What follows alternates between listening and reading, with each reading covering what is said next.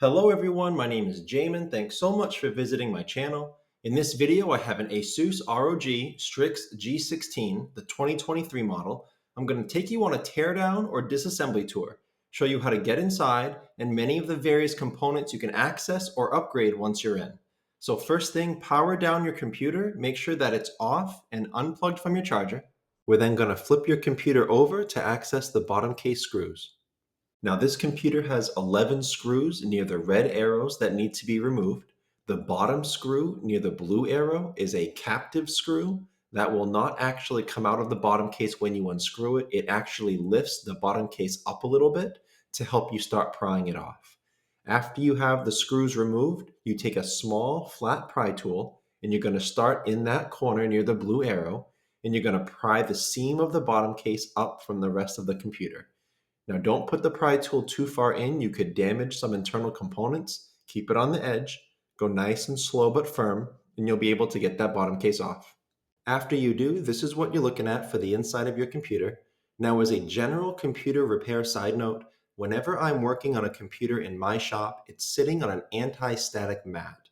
Either that or an anti-static bracelet are great ideas to avoid damaging anything in your computer when you're working on it. If you would like any help with tools or supplies for your computer project, as well as any of the replacement and upgrade parts for this specific model computer, I will have a link above, also below in the description, and it will be a list of all the tools and supplies, as well as the replacement and upgrade parts for this computer. Now, before touching anything in a computer, it's always best to unplug your battery first. Computers are safer to work on when as little power as possible is running through them. Now this is your battery right here along the bottom of my screen. This is a 90 watt hour, 15.52 volt battery.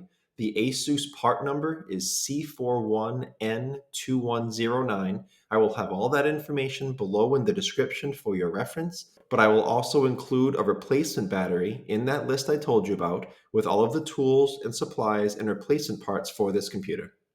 To access the battery plug, we have to access that small fan that sits directly above it. The fan is held in by the two screws near the red arrows and plugs into the motherboard near the blue arrow. Now, when unplugging that fan, be very careful. Fan wires are very fragile. If you pull them too hard or incorrectly, you could damage the wire. Sometimes you could pull it right out of the plug. So be very careful. Try to use your fingernails or a pry tool to wiggle that plug out of that port instead of just pulling on it. The battery is held down by the screws near the red arrows and plugs into the motherboard near the blue arrow. Now to get that plug up, there's a metal bar right next to the blue arrow. You have to slide that bar to the right and that releases the battery plug. After that, you can pop that battery plug directly up and off of the motherboard to unplug it. One thing to mention about this operation, if you are here because your computer is not turning on, it could be a bad battery. You may have to replace it. But keep in mind that most laptops should still turn on and work with a bad battery as long as the charger is plugged in and working. So if your computer is not turning on, there could be something else wrong other than just a bad battery. If you would like help troubleshooting your issue, I will have a video tutorial link above, also below in the description, and that will be the full troubleshooting process I use in my shop to find out why a laptop's not turning on and how to fix it.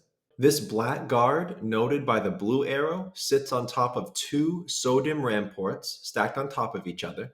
This computer takes DDR5 RAM at 4800 megahertz. I will have all the RAM information below in the description for your reference, but I will also include several replacement and upgrade options for you in that list I told you about with all of the tools, supplies, and replacement parts for this model computer. Now, the manual for this computer says that it takes a max of 64 gigabytes of RAM. However, because of the CPU, it may be able to take up to 96 gigabytes, many of your computers. And some people have told me that they are using 96 gigabytes in their laptop. So in that list, I will include two different options for 16 gigabyte sticks of RAM. They're very popular and they sell out. So hopefully with those two options, at least one will be available when you look at that list. I will also include a 32 gigabyte kit of RAM, which would be two 16 gigabyte kits, one for each port. I will include a 64 gigabyte kit, which would be two 32 gigabyte sticks, one for each port. And then ultimately, I will have that 96 gigabyte kit there too, if you want to try that. The way to operate RAM, you see two spring-loaded metal arms on either side of the RAM stick near the red arrows.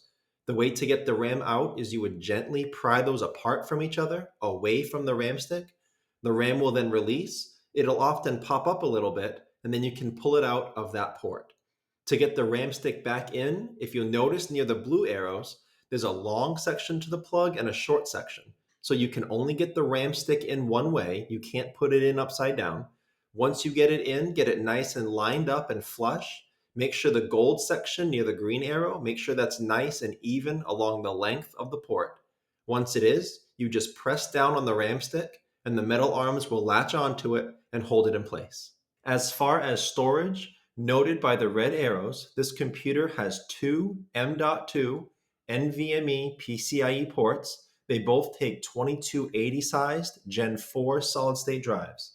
I will have all that information below in the description for your reference, but I will also include several replacement and upgrade options for you in that list with all of those tools, supplies, and replacement parts.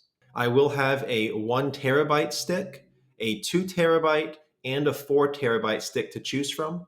In addition to that, if you're looking for some larger bulk long-term storage, I will have a couple different external drives for you. One a solid state drive, one a hard drive. The way to operate the solid state drive is to remove that single screw on the end in the middle. The solid state drive will then release and you can pull it out of that port. Also keep in mind, if you are installing a new drive onto this computer, you may need to install an operating system onto it afterwards. I will have video tutorial links below in the description showing you how to do that. Also, be aware that if you're replacing a drive that has gone bad, it's usually possible to recover data even from those bad drives. I will have more information about that below in the description as well. This computer has two speakers as noted near the red arrows, and they are not actually screwed down. If you notice the colored rubber washers over those posts for sound insulation, that's all that's holding them down. So if you need to take them up or replace them, all you do is wiggle them right off of those posts and you can get them up. Now, the speaker on the left side of my screen does not plug into the motherboard itself. Instead, as you can see by the wires run near the bottom edge of the computer, the left-hand speaker plugs into the right-hand speaker, and that speaker plugs into the motherboard near the blue arrow. Couple things to mention about this. The wire that connects the two speakers, make sure that you run that the exact way it's seen here. If you're replacing it and you're putting in a new set, or if you just have to take those up for any reason, make sure you run those wires exactly as they're supposed to be. If you don't, they could pinch on something when you try to shut the computer and they could be damaged. Also, these wires are very fragile and thin. Make sure when you're unplugging it near the blue arrow, make sure that you're trying to manipulate the plug as much as possible with your fingernails or a pry tool. Try not to pull on the wires more than necessary. I will try to have a speaker replacement set for you in the description in that link I told you about with all of the tools and supplies and replacement parts for this computer. And as an extra side note, if you are having sound quality issues in your computer, if your sound is not consistent across different platforms, try updating your drivers first and trying to fix it that way before assuming that it's a speaker issue and trying an invasive repair like this. I will have a video tutorial link below in the description, also above in the video, and it will show you how to make sure your drivers are updated so you can rule that out first. There are two more fans in this computer in addition to that third smaller one we've already removed near the red arrows. They plug into the motherboard near the blue arrows. So as with most cables in a computer, please try to be careful when unplugging these fans. You can damage the wires, you can pull them right out of the plug. Just try to use your fingernails or a pry tool to manipulate that plug, wiggle it out of that port without pulling on the wires more than you have to. If you're here to replace your fans or if you're here to simply clean them out, you'll be able to get them up without taking up the rest of your heatsink. If you want help with that operation, I will have a video tutorial link below in the description. It will be a tutorial in how to fix an overheating laptop. And one of the things it will show you is how to take apart your fans and give them a good cleaning. As far as the heatsink assembly itself, you can take it up by removing the screws near the red arrows. Take special note of the sticker on top of the screw near the blue arrow. That is a warranty void sticker. You may see these at various spots in computers you work on. What happens is that if the service center sees that that sticker has been tampered with, it usually voids part or all of your warranty. So check out your individual warranty, make sure the actual plan you have. Just be aware that that can void part or all of your warranty if it is seen that you've tampered with it. Another note with this heatsink, if you are taking it up for any reason, be aware that some of these models use liquid metal for their heatsinks and not the traditional thermal paste that you may be accustomed to.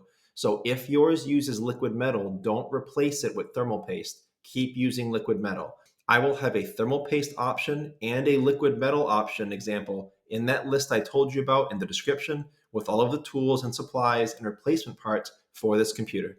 Another thing that I'll mention here are these ribbon cables that you may encounter as you try to move various components. You'll see one example near the red arrow.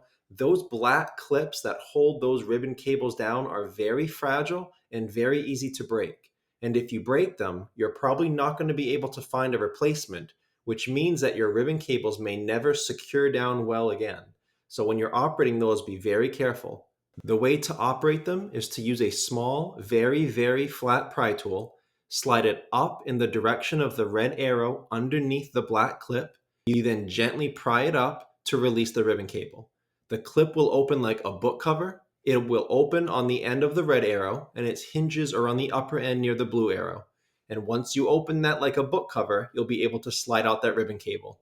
And then I always put down that clip so it doesn't get caught on anything because, again, you really, really don't want to break those. But that's the end of the video. I hope it was helpful. If you have any questions, check out the FAQs below in the description. It could save you some time getting an answer. If you do need to leave me a question or comment, please feel free. I do try to get to those a couple times a day at least.